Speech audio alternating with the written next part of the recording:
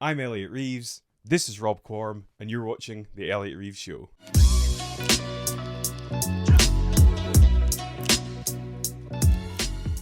Rob Quorum, how are you, my friend? I'm very well. How are you? Absolutely awesome. It's brilliant to have you here at long last. Yeah, it's been a interesting journey watching you go through this, so it's exciting to be part of it. Yeah, well, thank you so much. Thanks. It's genuinely brilliant to have you here, Mr. Punk Fitness himself. Absolutely. So, I mean, as you know, a way of introducing yourself, maybe just if you kind of frame the early part of your life, the kind of, the forging of Rob Quorum, as it were, just to give a bit of an intro. Well, I live and work in Edinburgh now, but I'm from the Outer Hebrides originally, from North Uist. So I grew up there my entire childhood up until leaving school, and that's a pretty special place to grow up, really. Yeah. Kind of limited in some ways, but pretty amazing as well. So yeah, my path to what I do now began then. Mm-hmm. I kind of got recruited into an athletics club that a PE teacher started. Okay. And that was the first time that I can remember somebody telling me that I was good at something. Really? And that was it. I was hooked at that point. And so my childhood was spent doing a lot of cross-country running. Mm-hmm. Lots of outdoor activities, playing in fields and such, lots of watching television as well, because it's pretty crazy weather up there too. Yeah. So what is there to do up there? Because I've never been as far up as that. Well, not a lot. You kind of have to make your own entertainment. So growing up as kids, your neighbors are even quite far away. So Really? You'd be lucky if there was somebody near enough your own age and cycling distance to hang out with. So you'd kind of chum about, running about the fields and stuff, playing army or whatever you do.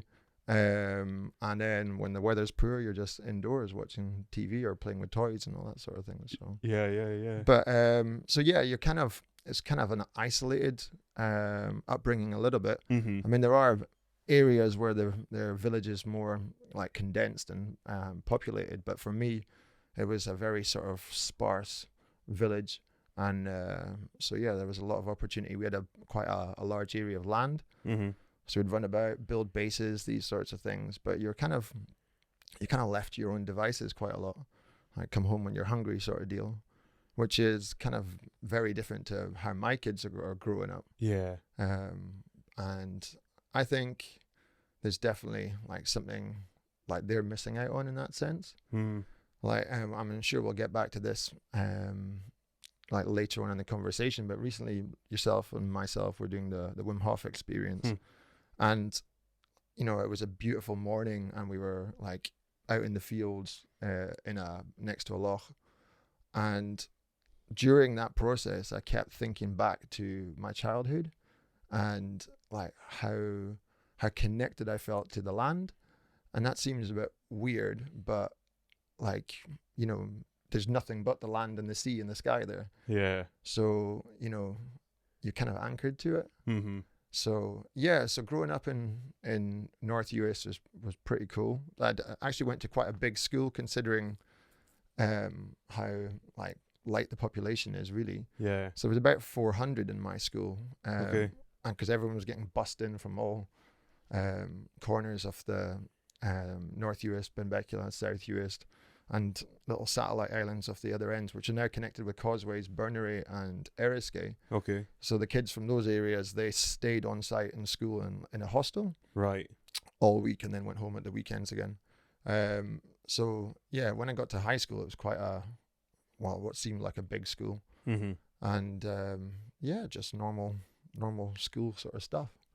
In terms of sport and athletics, I was going to this athletics club and learning my craft and training in cross country, and then quite frequently leaving the island and going away for competitions. We're going to Inverness quite a lot, and I never did incredibly well. I competed at district level, but never national level or anything like that. But it was just the experience of leaving the island and seeing something different, being in the big smoke for a couple of nights and then back to the island again. So yeah, it was a interesting childhood in that sense. Yeah, totally. It always fascinates me as to how a sort of solitary environment like that can sort of shape you or mold you as a person.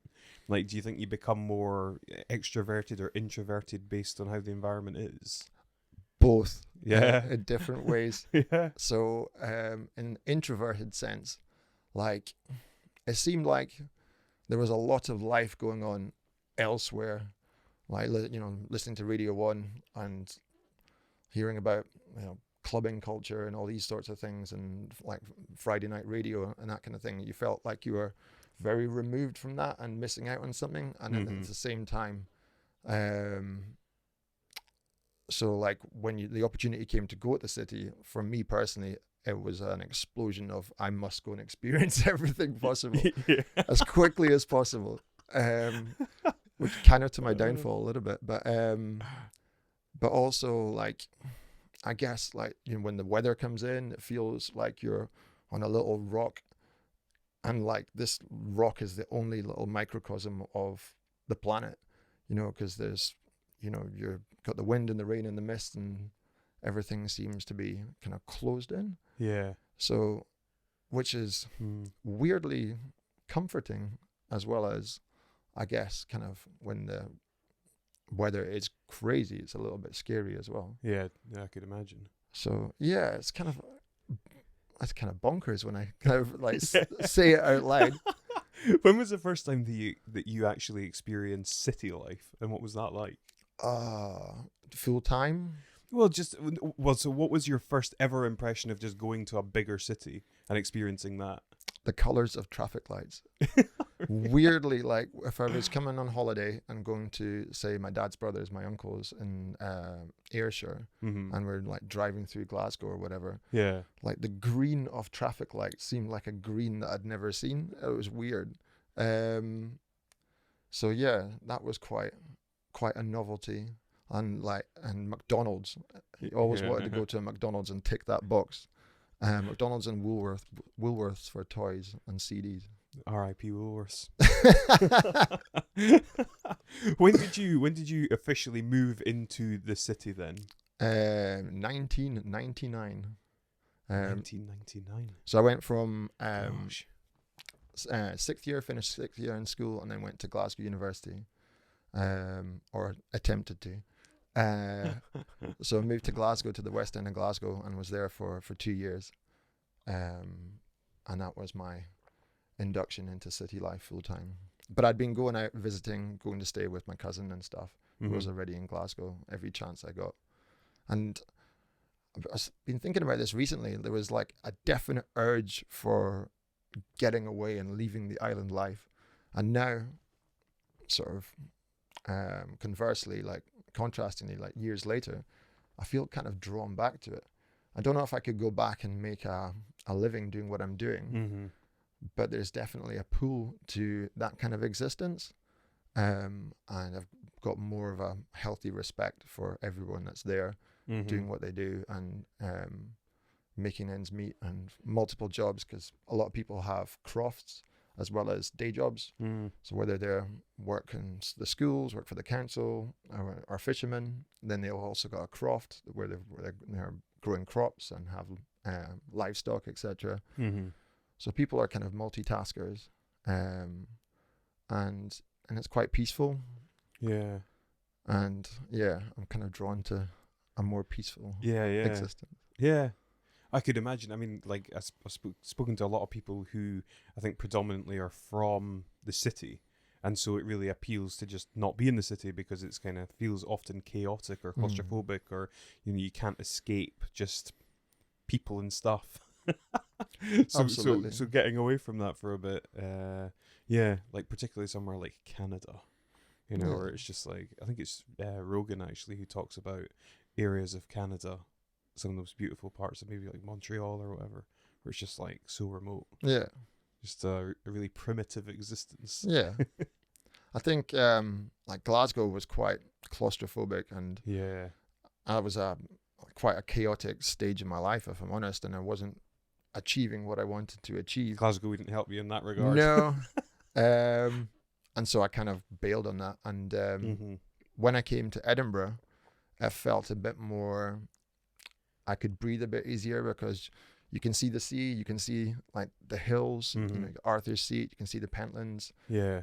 you can see the Forth. So there's, you know, where you can escape if you need to. And recently, when I've been training a lot more, doing like running and cycling and stuff, and just being back out in nature again, I'm more at peace, and I feel what I felt back home Mm-hmm. a lot more. So take that as a lesson for anybody. Get yourself outside and Yeah. get into nature if you're not doing it already. Yeah, yeah. And why? I mean, do you think that's just because it's, easier on the senses? I think it probably runs deeper than that. Mm-hmm. I think we need it. I think we need grounding, and I think we need a bit of freedom of movement, freedom of thought, Mm-hmm. and yeah, just things to be a bit more simple, Mm-hmm. Mm-hmm. like meditation.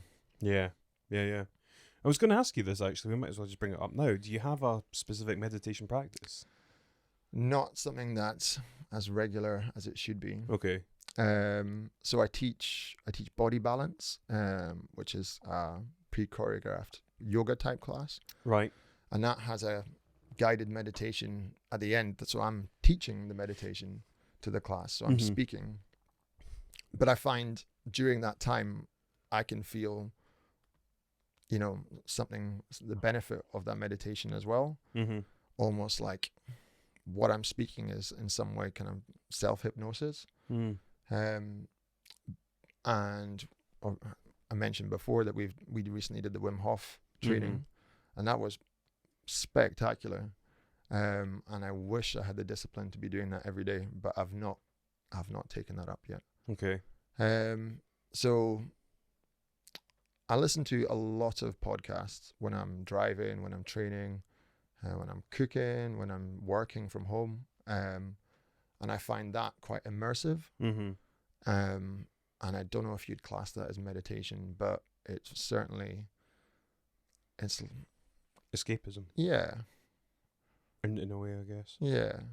You're kind of phased out of reality and going into thought, which you may not have gone into otherwise.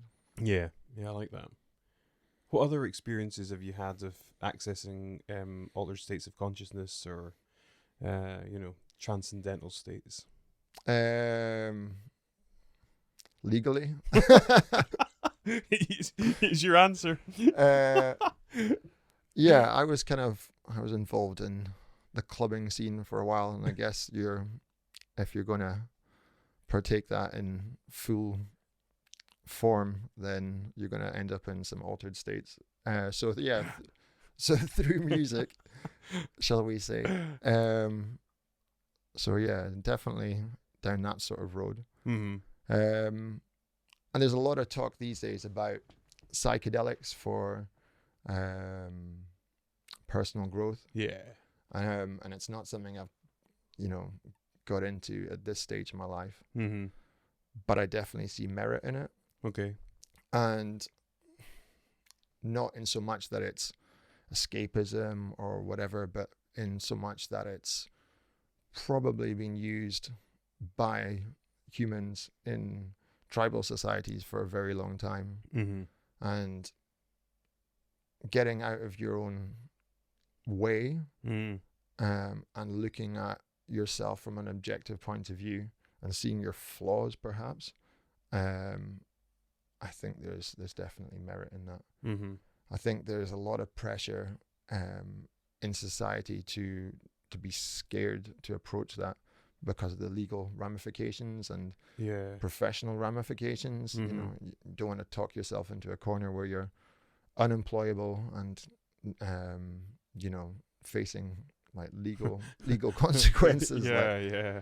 But that says something about society, when there's other narcotics which are fully taxable and acceptable, Yeah. like alcohol, Mm-hmm. and I don't drink anymore. But that was a big part of my life as well, for a long, long time. And I think that's quite destructive, potentially more destructive than some of these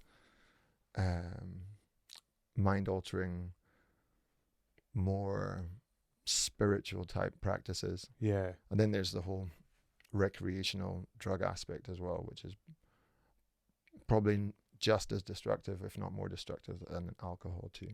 Yeah. Yeah. This is a sort of two-part question. So firstly, based on your opinions on the, I guess, the experiences or the motives of other people, why do you think that people take drugs generally? But also in terms of your own experiences, and particularly with alcohol, like what was your motivation to drink? Why did you drink? I think people try to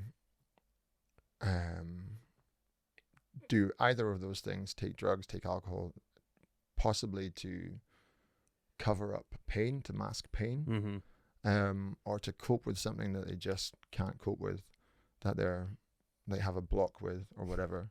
Death. Yeah. Existential, dread. Yeah, maybe.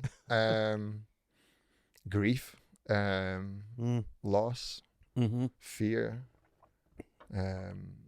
all of these things. I think addiction in any form is more of self-medication than a sickness.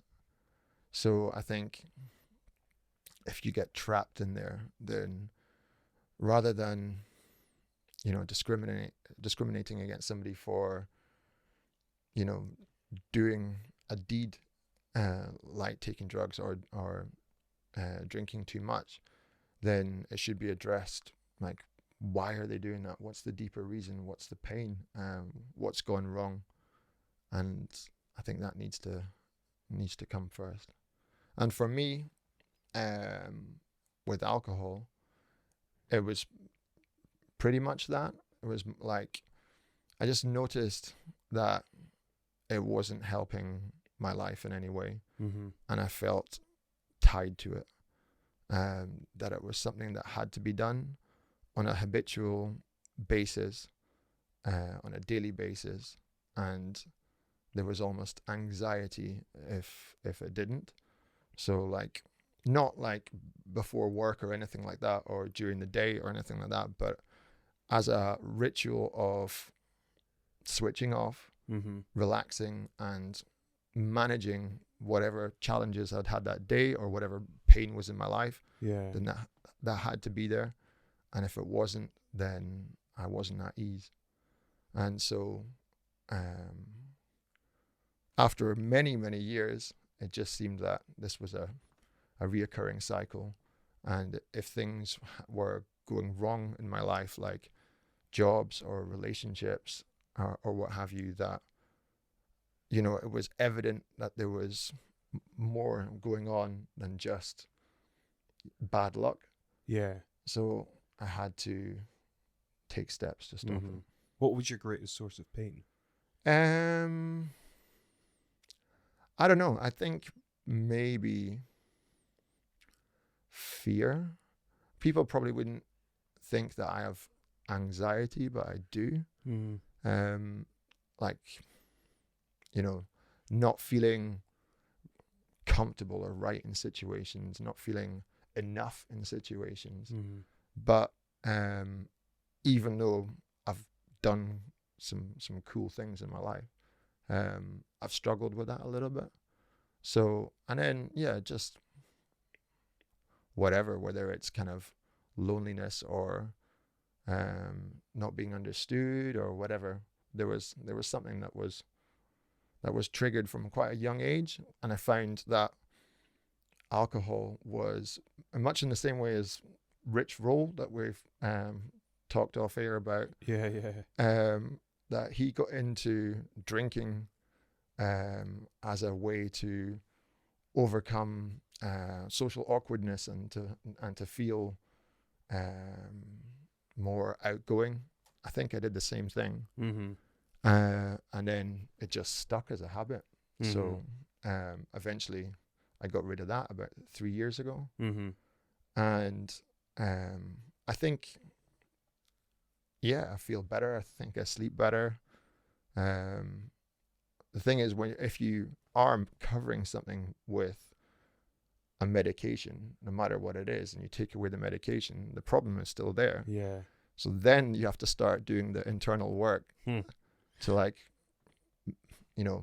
mend those wounds and move on stronger. Yeah, absolutely. I mean, I know Rich Roll, who you speak of, like he got massively into ultra running and a lot of the sort of intense physical endurance stuff as a means of really addressing that stuff. Yeah. What tools, or if you were to give advice to anybody who's suffering from addiction or any kind of mental ailment, so to speak, what would you suggest as a means of addressing it or sort of coping? Find an outlet in terms of whether it's exercise or whatever, but there's always a danger of replacing one addiction for another. Which is interesting, but I sometimes wonder whether if you're substituting a positive thing for a negative thing, that ultimately it's still a victory. Yeah.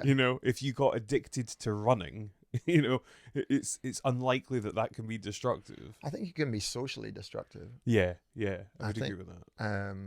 If you're fanatical to the point where it's inhibiting personal relationships, yeah. Commitments, all these sorts of things, I think that could possibly... I need to go for a run now, man, sorry. I'll just do push-ups while I'm waiting. Yeah. But if I was to give somebody advice, I think, and this comes to my opinion on health as a whole, and which is the entire ethos of what I'm about as Punk Fitness, as Rob Quorum. And I think you need movement. I think you need clean nutrition. I think you need connection. Yeah. And yeah, you need to look into yourself. You need some inner strength, some personal growth, to whatever you need to do about that. And yeah, mindset. So whether that comes from some kind of organized help, and there's lots of outlets that can help people with that. But yeah, getting a support structure, getting a structure in general, getting some goals, and starting small. And that goes the same for somebody trying to embark on their health and wellness journey, or overcoming addiction, for example, is just, that's a health and wellness journey as well, isn't it? So it's the same thing. Totally. I was just thinking, like, when I'm listening to you speaking, I left the window very slightly ajar because it can get quite hot with the light on, and you can hear the birds tweeting and stuff. So thinking if people are watching or listening, they can probably hear that. But it's quite nice. Yeah. Quite liking it. Yeah. Bit of nature in the room, Absolutely. Can't complain with that. There's a lot of things. I mean, like, this conversation is really I'm really enjoying it. It's a very, like, natural kind of flowing conversation without too much structure, because sometimes that can get in the way of good chat. But I'm going to ask you actually about you worked as a fireman, or you were working, doing that as a career alongside your kind of fitness work. What was that like, and what was your relationship with, like, potentially dying and doing a job? The potentially dying doing a job thing didn't even weigh into it, really. Is that right? Yeah. And I don't know if that's some kind of reckless hero complex or whatever, but so I was a retained firefighter with the Scottish Fire and Rescue Service, and I was a part-time job. My brother is a retained firefighter back in North US, where I grew up. So is my uncle Callum, and I first joined in Galashiels. I was living in the Borders, and then transferred to West Linton. During that time, my day job was in Edinburgh. I'm a manager at Nuffield Health, but whereas all the other people in the crew were lived and worked in the village. So it was a little bit tough for me to work like that, because you have to commit quite a lot of hours to the job. And to be honest, it's a very selfless thing, but it's an amazing thing as well. You learn incredible skills, and you're doing an incredibly rewarding role. You probably wouldn't realize this, but I think something like 75% of Scotland is covered by retained firefighters. So these are people that are normal day jobs, from butchers to teachers to crofters to whatever, and they're wearing a little pager, circa 1992. And so when an emergency goes through the control room, then if that particular fire station is getting activated and dispatched, then your pager goes off and rattles and goes crazy, and you just blitz it to the fire station. And then get in your kit and jump in the fire engine. The crew commander's got the turnout sheet and tells you where you're going and what you're doing. Jeez. So yeah, it's quite intense.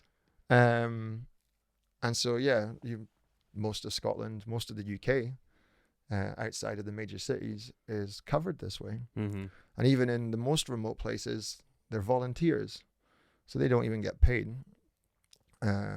So it's nuts. Yeah, it's quite remarkable. It's not what you'd expect. And then when you're all in your uniform and you're at a car crash or what have you, and there's multiple appliances there, then your average person looking at the fire team can't tell who's whole time, who's a full-time firefighter, and who's a joiner. And your training and your attitude and you got to show up, you know what I mean, and do it, and that's quite intense. And but wonderful. I have tried to do it as a full-time career and not made it through the selection process several times, and that's when you've been a retained firefighter, and most people who are retained firefighters have had or do have aspirations to do it whole time. So it's can be quite soul destroying and frustrating that there's not a more direct path, especially if you've had prior training. Exactly. But for whatever reason, they decide that you're just in the hat with everybody else, and you're on your own merits at that particular moment in time, which is fair enough. So yeah, I've pursued it for a career, even this year, applying for whole time, and at the airport as well. And I even got offered a job, and then the job was no longer available by the time I was ready to go train. So that was quite disappointing. But I mean, in terms of what it feels like, it's pretty amazing. Like fires are quite rarer than you think, just because of modern building materials and such like. So I went to a couple of barn fires, quite a few road traffic accidents where you're cutting the roof off cars, and but you train for this, like you train every week at drill night, and every month or so there's some more intensive weekend courses, as well as your initial courses where you're away for a fortnight, and then many weekends after that. How many call-outs do you reckon you responded to in total? Oh, between 50 and 100 maybe. Yeah. I mean, quite often they're benign. Quite often they're what's called AFAs, and that's automated fire alarm. So like nursing homes and things like that, and somebody's burnt the toast, and yeah. I think I was responsible for a few of those in halls of residence. But no, it was quite wonderful. But at the same time, I met with a few challenges just because of commitments. I was on on a contract where 75% of 75% contract. So the 100% contract was 120 hours a week commitment. So I was on a 75% contract. So that's 80 hours.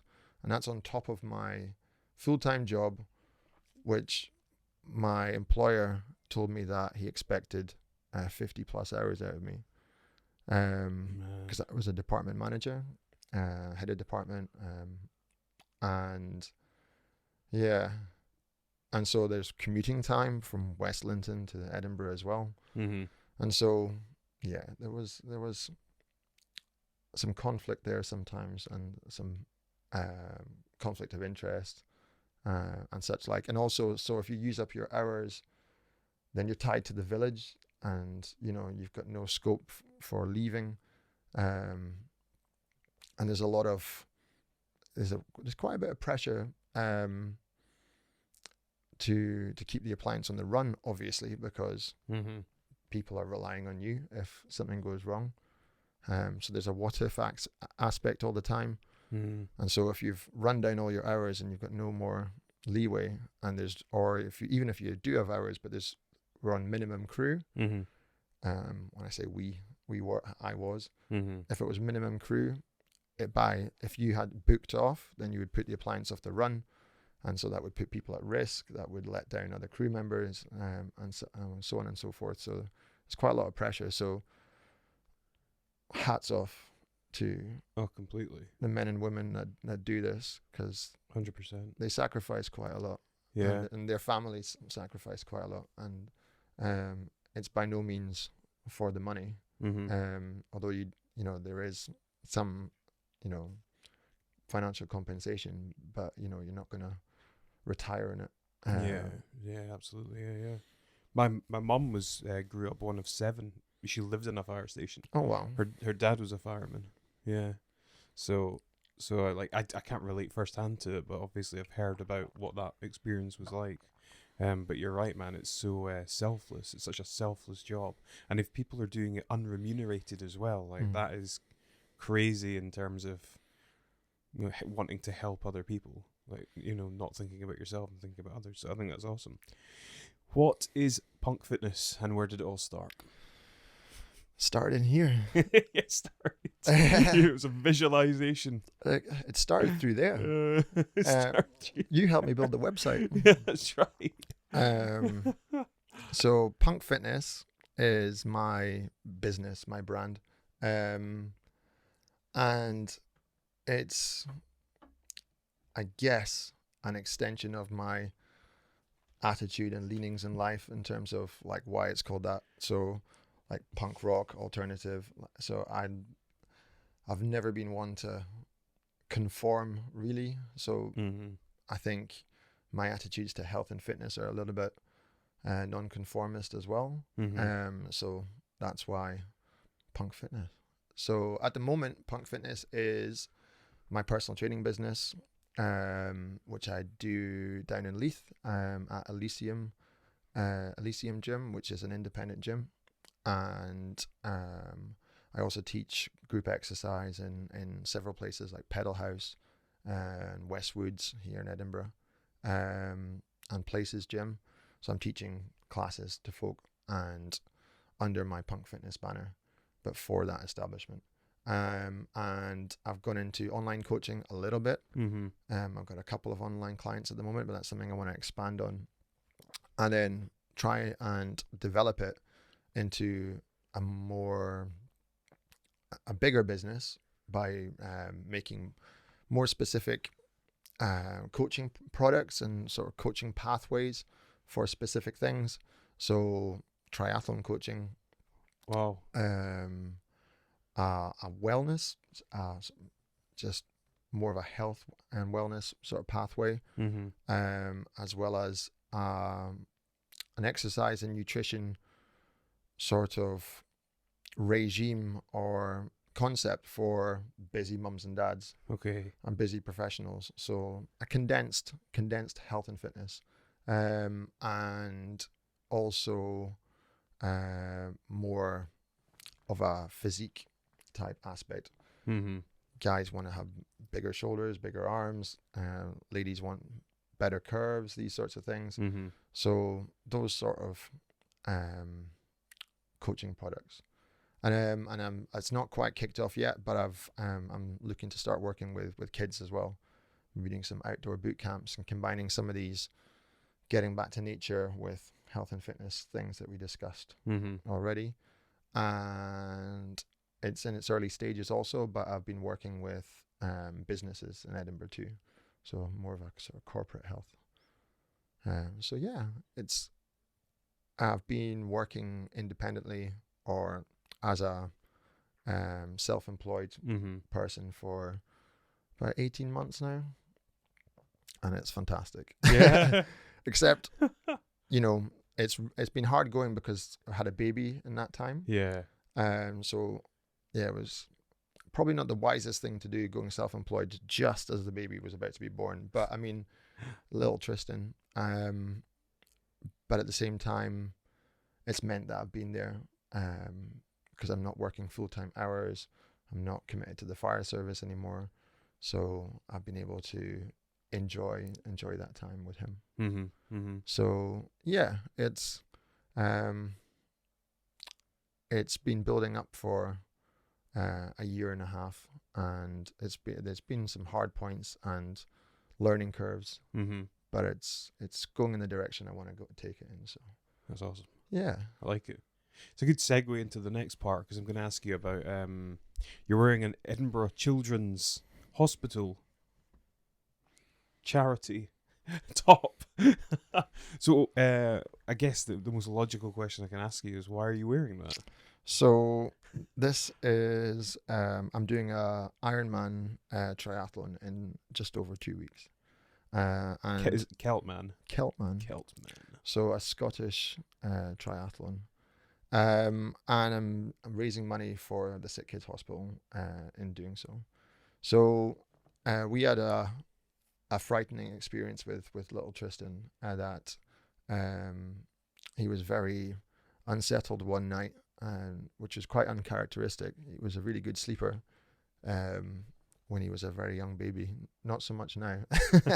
He wakes up regularly every night. Yeah. But like there was no sort of colic type pain with him generally. And then this one night he was just very, very upset, unsettled, and in distress, and had been sick and what have you. And then we were up most of the night, and then very early in the morning I went to change him, and he had a nappy full of blood and mess. Oh man. And that was terrifying. He was only 4 or 5 months old at the time, and so wasted no time, jumped in the car, dragged his poor sleepy older brother, Ollie as well, and we Kasha and myself, we all went to the Sick Kids, and they were like, yeah, we think we know what it is, like straight off the bat, but we want to do some checks. And then so it turned out he had something called intussusception, which is a condition, very rare condition, where your small intestine gets inflamed, the nodes get inflamed due to viral infection or whatever. Then the large intestine basically grabs it and thinks it's like food mass and so it starts pulls it inside itself. Oh my god! Sort of like a snake swallowing something. Yeah. And then so now the tissues in the bowel are inside each other, and there's a risk of circulation getting cut off, and necrosis and sepsis and all these sorts of horrible things, and lots of problems. And so, yeah, it was just a very, very surreal, intense experience for us, because they allowed us to be there the whole time because it was the best way to comfort him. So we're holding him down, singing him songs in his ear, and stroking him, and all these medical staff are whizzing around us in a chaotic but coordinated way. And the upshot was that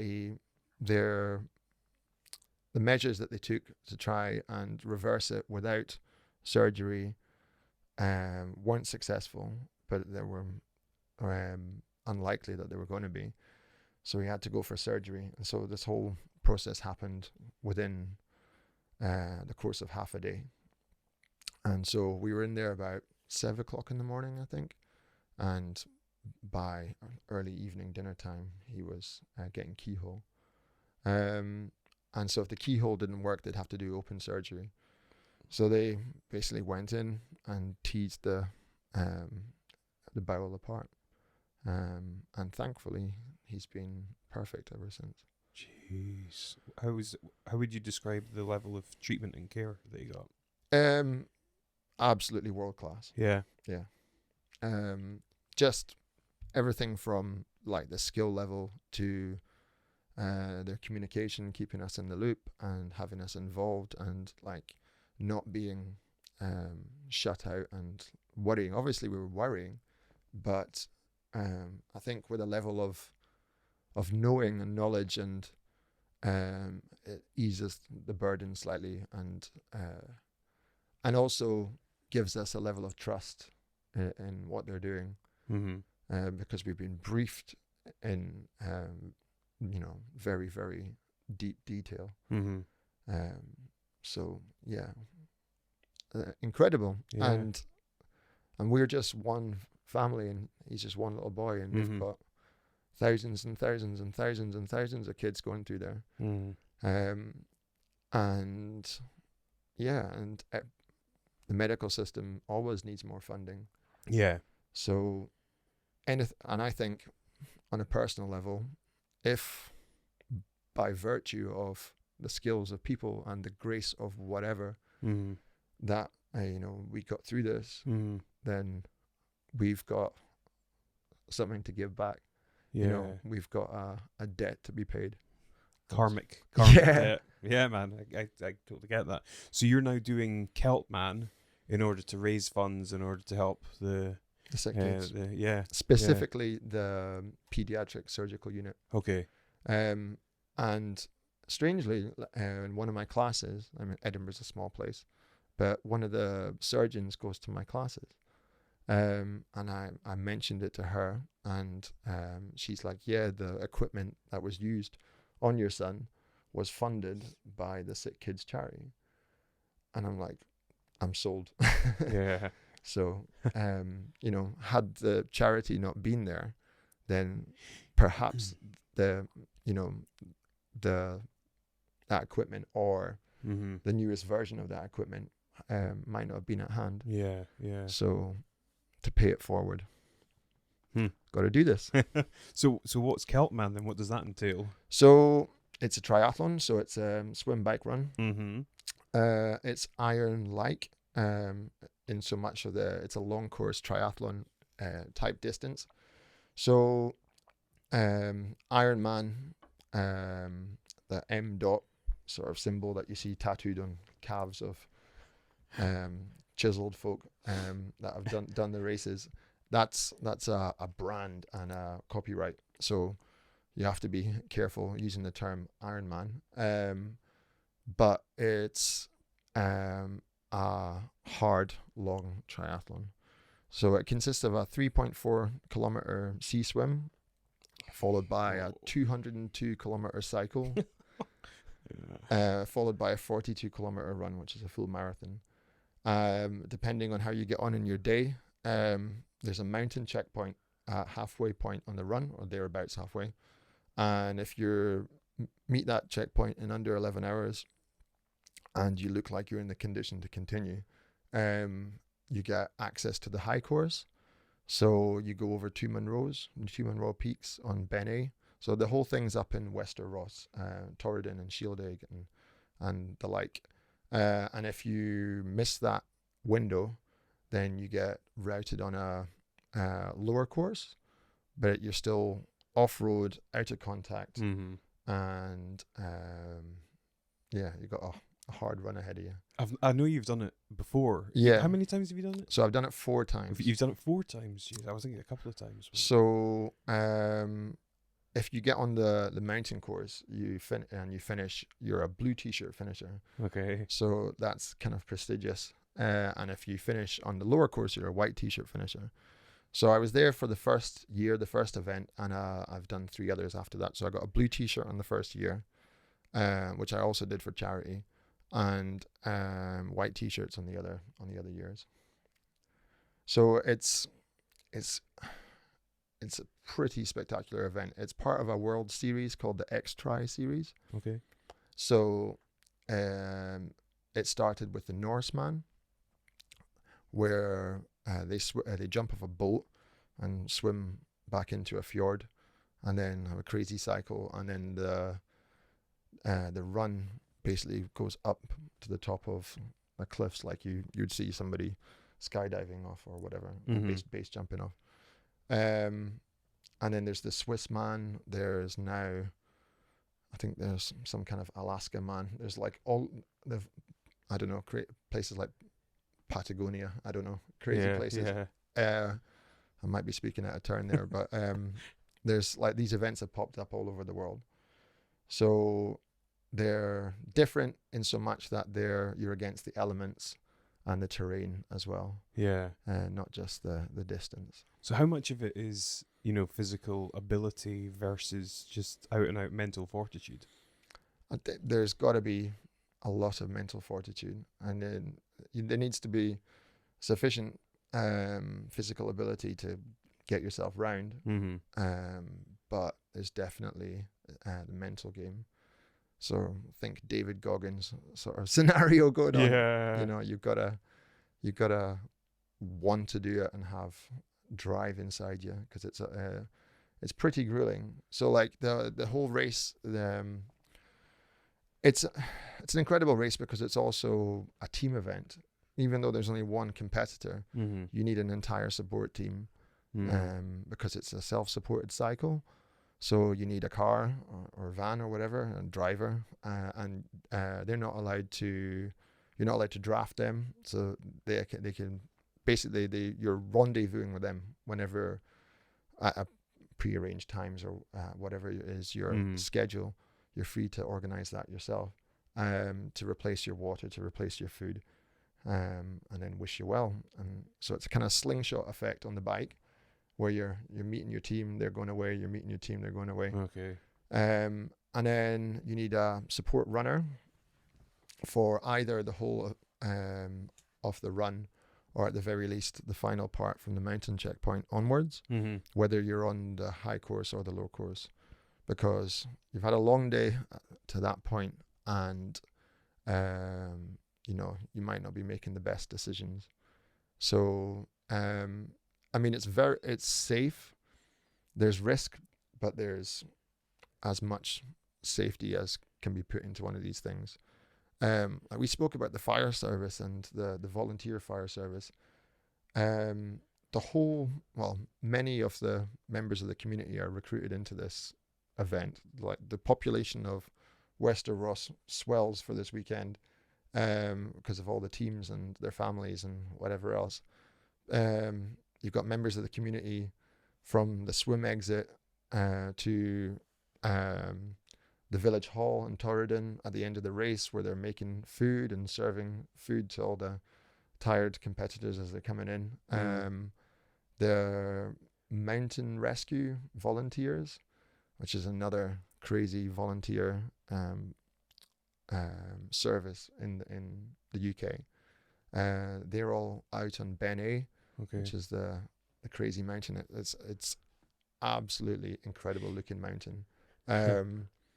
And so they're on there during the race, should anything go wrong, and they're giving up their time for nothing. And there's a big race crew as well. So yeah, it's a special event because it's a community, it's a tribe, it's a family. It's elemental. It's very much against nature. It's one of the most magical parts of the UK, Wester Ross and Torridon and Shieldig. Yeah.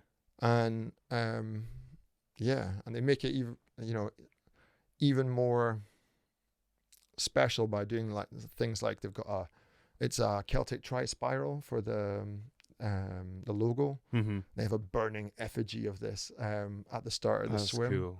and like the fire torches down into the water. In the first year, they just had a piper, which was pretty awesome. Yeah. But now they've got a crazy drumming band as well, in kilts and long hair and beards, like look like extras from Braveheart. Yeah. And so yeah, it's weird. It's like it's tribal. It's like it's ancient. Yeah. It's like it's like a rite of passage that they used to make like young boys do in villages and what have you, and like hunter-gatherer cultures or whatever, like it's open to crazy people in rubber suits and with bikes. Crazy people. But you've had your share of challenges in the lead up as well, right? I had basically I tore my ACL in my knee. So when was that? That was, the injury was in December 2017. Mm-hmm. So we both have a love for mixed martial arts. I've dabbled in a couple of events. I was training for my third event, and I was doing light sparring and chucked in a move that I had no business chucking. Trying to throw some spinning shit. Yeah, so I was trying to do a jump spinning roundhouse kick, but for whatever reason pulled it short because it was just light contact sparring, trying to prep another fighter who was getting ready for a closer fight. And it was cold. I landed on this leg and was pirouetting kind of out of it, spinning out of it, and something just seemed to go. I felt the bones in my knee joint just move across each other in a way that I'd never felt before, and I just collapsed in a heap. And it took a while to diagnose. I worked in a facility that had access to physios and things, and so I saw them, and because I was moving around, everybody thought it was a lesser injury. But my leg kept buckling essentially when I was teaching classes. I went for an audition to teach at Westwoods, and I was teaching a staff class, and I was holding a Warrior 2 yoga pose, and on my straight leg, the diagonal leg, it just folded inwards and I fell to the floor. They still gave me the job. I must have done all right to that point. Eventually I went private. No, I got it scanned. I got it checked by the NHS. They said, yeah, I reckon it's classic ACL. So got it scanned, got it confirmed, went private. Kasha, my partner, thankfully she had medical insurance through her work, and I was on it. So I went to Spire here in Edinburgh, and within a couple of weeks I was arranged for surgery. So they actually took two of the tendons from my hamstrings on the inside of my leg. So you've got several hamstring tendons attaching to your leg. They've taken two of them. They've scraped them, cleaned them, cut them, put them together in a ply of 4, sew them together, and they've stuck that inside my knee. So they came in through the front and then went through the bone, attached it with a wee screw and a wee plate, and so I've got a graft in my knee that comes from myself, and now these muscles here are no longer attached to there, but apparently you don't need them. I was a bit shocked myself when inner quad muscle. No, so it's the hamstrings. Underneath, right? Okay, I got you. So because there's fascia and it's holding everything together, when the muscles contract, it still pulls on the knee. Okay. It's just not pulling at the same point. Okay. So I had to go through quite a lot of physiotherapy. But touch wood, it's been all right. Yeah, I mean, actually, when I'm training now, I have more stiffness. and a wee bit of an ache in the other leg. Yeah. So this one's been absolutely great. It took a while to get there. Lots of strength and conditioning, lots of physio. Mm-hmm. And I only started running a couple of months ago. So it's been a late start prepping for this event. But it's going good. That's awesome. Well, if anyone's watching, listening, or whatever, I'll put some sort of link to the Fund Me page. So yeah, people should definitely look to help. Yeah, Because I think it's a great cause. It's on Everyday Hero. Okay. So if you search Everyday Hero, Rob Keltman, you'll find me. Love it. But yeah, it's a crazy event. The swim starts at 5 o'clock in the morning, and takes about an hour. So you're like, the sun's coming up and everyone wades into the water with these crazy drummers and the piper and the burning Celtic tri-spiral, and the klaxon goes, the air horn goes even, and that's it. You're away. So you're swimming across what can be like a mill pond, like flat sea loch, trying to avoid getting stung by jellyfish. Like, Yeah. Last time I was there was 2017, and I got stung in the mouth. And so that kept me awake though. So when you get to the other side, so you're swimming into the village of Sealdig, and there's massive entourage on the shore waiting for everyone to come in, the teams and families and some villagers that might have just rolled out the pub, and you're helped up onto the slipway and into transition, the transition area, and this is one of the only triathlons that your team is allowed to help you get out your wetsuit and get into your bike kit because you're a wee bit frozen. Yeah. Yeah. It can be like as low as 9 degrees in the water. Oh man. And even though it's on Midsummer's Day, or the closest Saturday, and then that's it. You're off on the bike, and it's about 6 to 8 hours on the bike, depending on your speed. And that's a long time to be in the saddle. I just can't imagine what that's actually like. Like, one of my big goals actually is to swim the Firth of Forth from Edinburgh to Fife, the distance of the bridge. Like, I'd love to do that. But when we did that Wim Hof exercise a few weeks back, like, that water is cold. Like, do people swim skins or is it all suits? Oh no, it's all suits. Yeah. Do you think you need that to do it? Yeah, for sure. Really? Yeah. Yeah, I don't think you'd last. No.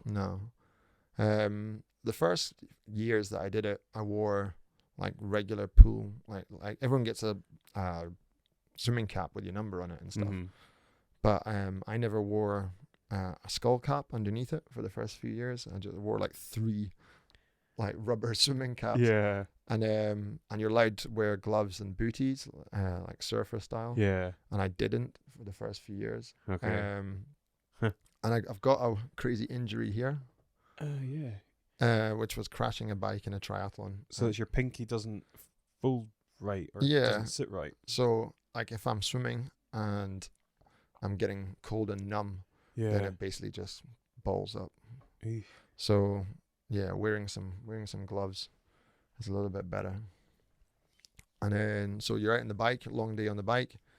It's a nice way to see the countryside. And then you get into transition 2, and basically put your shoes on and start running. And then so at that time of year as well, in that area, the midges are just biblical. So your team's like covered in nets. You're not standing around still for very long, so it's all right. But your poor team are getting it tight. Yeah. And it's the run starts off going up quite a steep hill through like fire track and forest, and then comes over the top, and then you're down a big long valley, Mm-hmm. and then into the checkpoint, on the other side on the Torridon Road, and then you've got this big looming mountain ahead of you. And depending on how your day's gone so far, you're either going up it or you're going round the side of it and behind another one. Yeah. And with your buddy runner, there's minimum kit that you have to carry. Everything from a mobile phone to foil blankets to like waterproof gear, some food, all that sort of stuff. So it's intense. Yeah. So my finishing time has been round about 16 hours plus or minus, depending on the year. So it's a long day out. It is. So I thought it was a sufficient challenge for piquing people's interest and getting them to support the Sick Kids Hospital. Definitely. Sweet. Well, kudos for doing that. Yeah, I think it needs to be done. I think you got to pay your dues. So we've got basically 10 minutes left, because I know you've got to watch your time, but we started when we were chatting beforehand, and I always seem to get onto this topic because it's one of the big ones, but like religion and spirituality and God, just to finish on something deep for a bit of intrigue. What's your overall view on religion and spirituality? Growing up where I grew up, you were kind of heavily exposed to it in both productive ways and maybe less productive ways. Is that right? Yeah, I mean, there's quite a I wouldn't say there's a divide, but there's a definite distinct sort of area that's like the lower end of South US is Roman Catholic, and North US is Protestant and Presbyterian in some places, and so there was a little bit of nonsense at school around that, football teams and what have you. So that experience kind of turned me off religion. My mum is a spiritual person and has faith. My dad, who's no longer with us, I lost him just before the first Celtman in 2012, and I was raising money in his honor back then for Macmillan Cancer Support. He was very much an atheist, and so it was interesting growing up having the contrast, and so thinking about history and science, and then thinking about spirituality and faith as well. And then also North US is steeped in Neolithic archaeology. So there's like stone circles, chambered cairns, standing stones, and what have you. And I was really, really drawn to these things. I used to get out an OSGS map of North US and then go and find these places by myself. And so, yeah, something about the early cultures and what they were doing for spiritual practice was appealing to me. So I think bringing all of these things together, I think where I sit now is in a place of kind of universal spiritualism in it.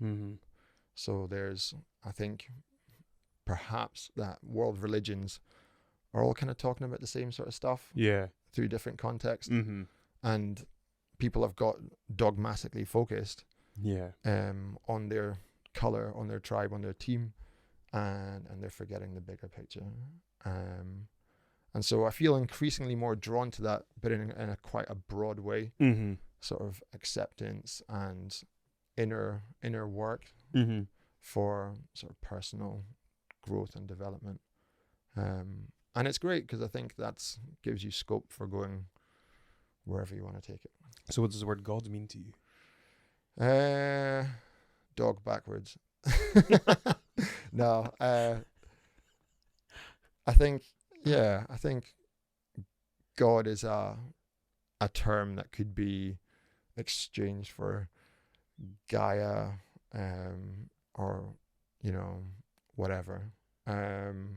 I think it's just a frame of reference, a word from a language, And I think there's every language has got a word for water. I think every religion's got a word for God.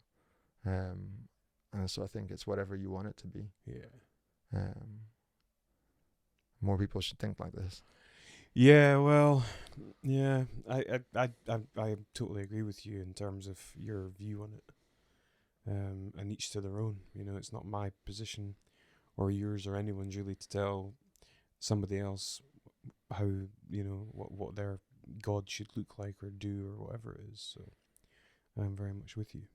I think whatever people can tap into to be better, kinder to themselves and better, kinder to everybody else, and make their experience in this life, and if there's one beyond it, then make it the best you can. Absolutely. I think that's a good note to wrap things up on. Well, man, it's been awesome having you here. I've loved chatting with you. It's been really, really good fun. It's been my pleasure. You enjoyed it? Yeah, really much. This is my first ever podcast. Is it really? Yeah. So I didn't realise that. It's been something I've wanted to get involved in. Yeah, for sure. Yeah, I don't know what's been holding me back, but it seems less daunting now. Yeah, definitely. And a quick shout out to our Tribe Shift brothers and sisters. Absolutely. Much love to them. And yeah. So if anyone wants to get in touch with you, where can they find you? They can get me through my website, which is punkfitness.co.uk, and on social media, it's Facebook, Punk Fitness, and on Instagram, Punk Fitness UK. Punk Fitness UK. See me there. Click on the link and donate. Okay, my friend. Well, Rob, thank you so much. Thank you, sir. And yeah, best of luck with the Celt Manning. I'll keep you posted. You can track me live online. I'll do that. Thank you. Cheers.